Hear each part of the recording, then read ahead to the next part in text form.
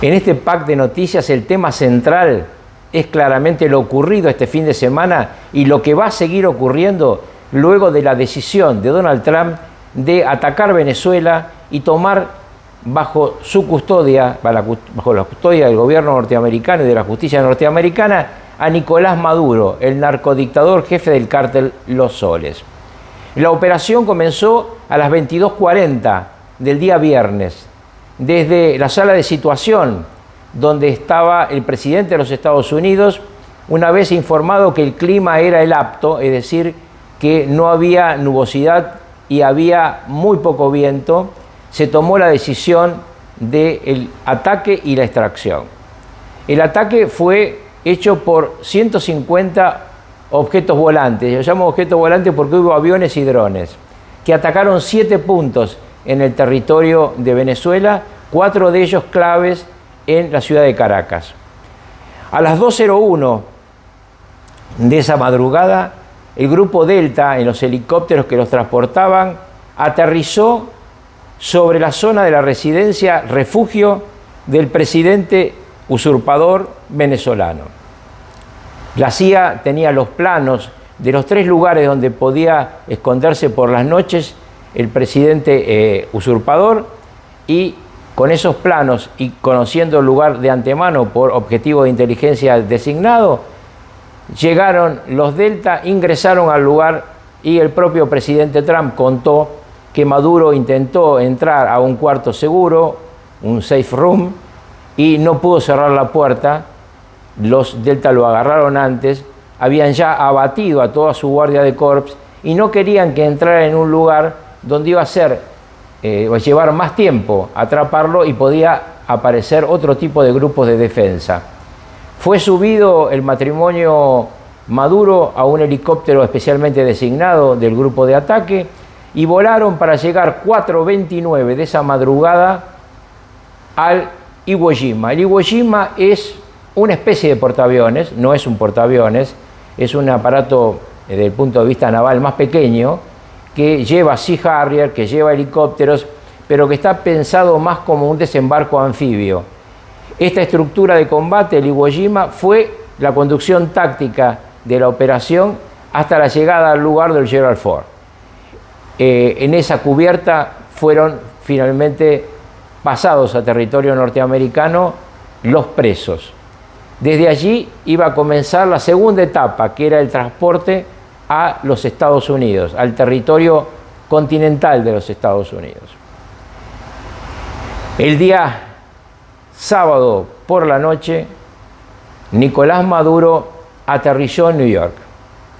Fue llevado a un edificio de seguridad de la DEA, la estructura de lucha contra el narcotráfico, donde quedó alojado en forma temporal, porque tiene que fijarle su prisión y la de su mujer el juzgado el juez de la causa. Nicolás Maduro está pedido por un gran jurado de New York. La causa no se ha iniciado, solamente está el pedido de captura por la información pedida por los fiscales. No hay juicio en ausencia en los Estados Unidos.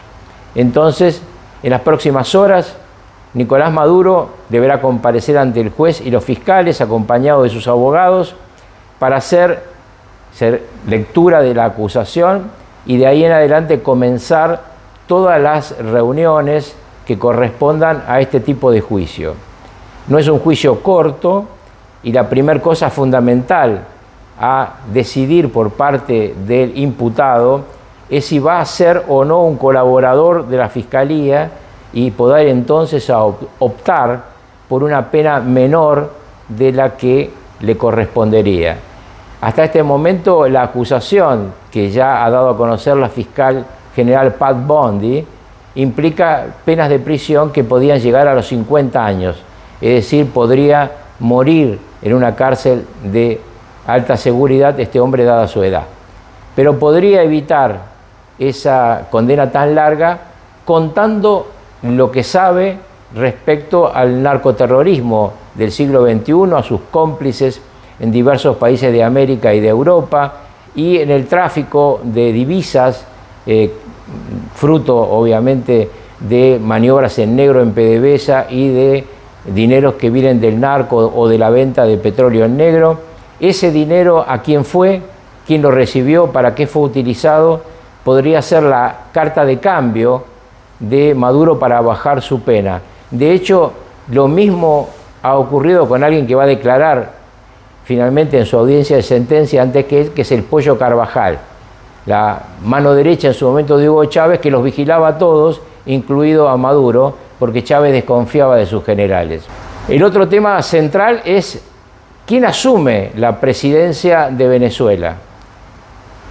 Delcy Rodríguez, la vicepresidenta designada por Maduro, es decir, una mujer de la confianza de Maduro, una narcotraficante como él, envuelta en negocios muy oscuros en diversos países del mundo. Todavía se recuerda su incursión en el aeropuerto de Barajas bajo la protección del gobierno de Pedro Sánchez, donde, estando prohibido el ingreso de Delcy Rodríguez al territorio de la Unión Europea, porque ya era considerada una delincuente peligrosa vinculada al narcoterrorismo, se le permitió el ingreso igual a la zona de, digamos, tránsito del aeropuerto de Barajas, y algunas valijas que ella llevaba pasaron al territorio español sin ser controladas por la aduana.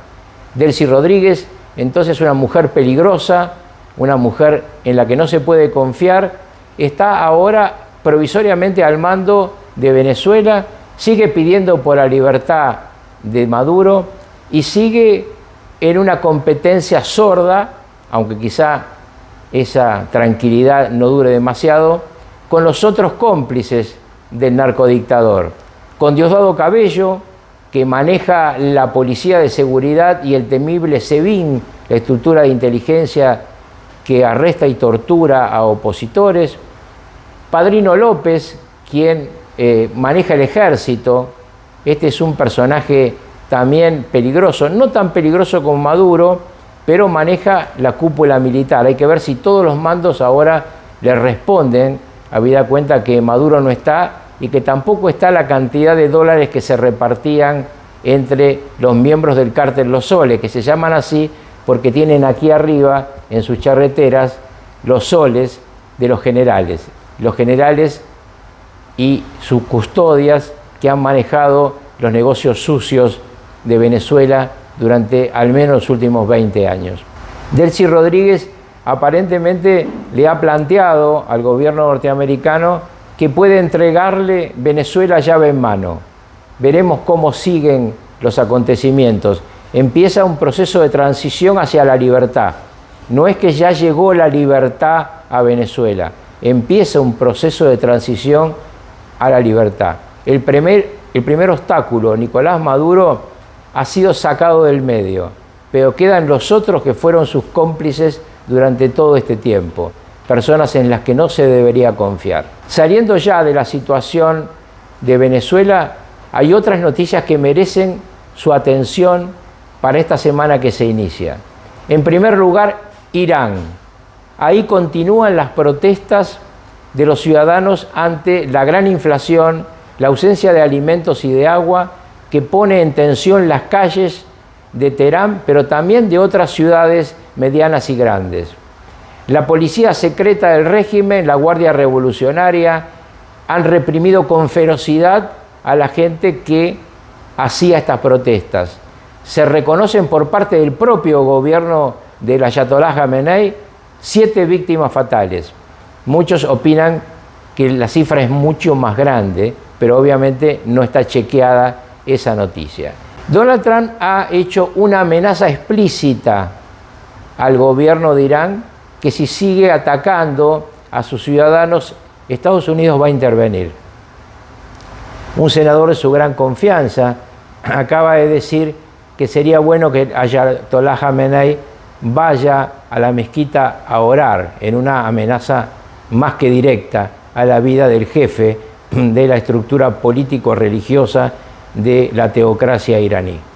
Es otro episodio que está abierto y que tiene otro participante que aún no ha entrado en juego, que es Israel. En Israel el estado de alerta es permanente. Habida cuenta que, como ha ocurrido mucho en la historia de la humanidad, cuando un hombre o un grupo de hombres que detenta el poder es enfrentado por el pueblo, tiene dos caminos. Una represión, que cuando la multitud es muy grande no suele servir de nada, o inventar un enemigo externo. Y obviamente para los iraníes el enemigo externo es Israel. ¿Está en condiciones realmente Irán de atacar a Israel? ¿Tiene ahora los misiles?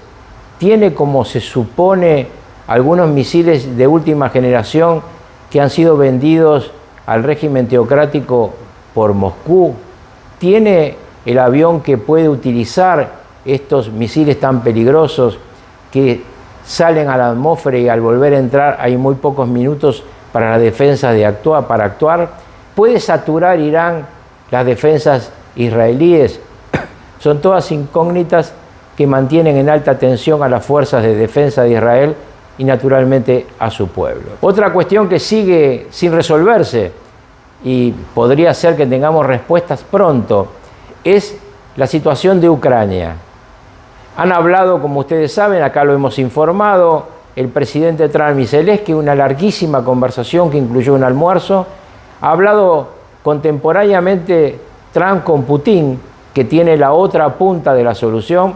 Luego Rusia dijo que había un intento de ataque a una residencia de Putin por parte de drones de Zelensky, de drones ucranianos. Lo ha negado el presidente de Ucrania.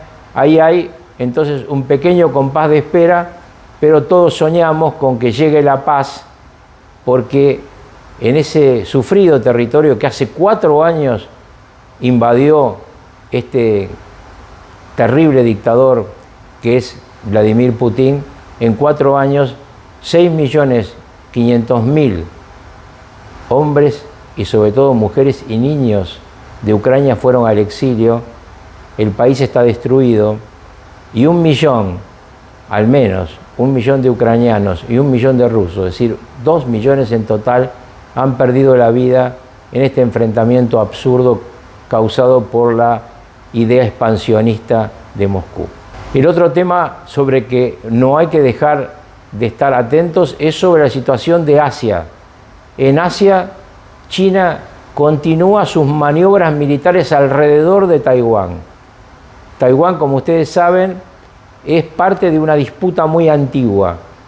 Cuando en su momento llegó a un acuerdo Mao Zedong con Richard Nixon, se pasó el lugar de las Naciones Unidas que tenía la China nacionalista, es decir, Taiwán, a la China continental, es decir, a la China comunista, y se resolvió que podía existir una sola China con 2 gobiernos, el gobierno de Beijing y el gobierno de Taiwán.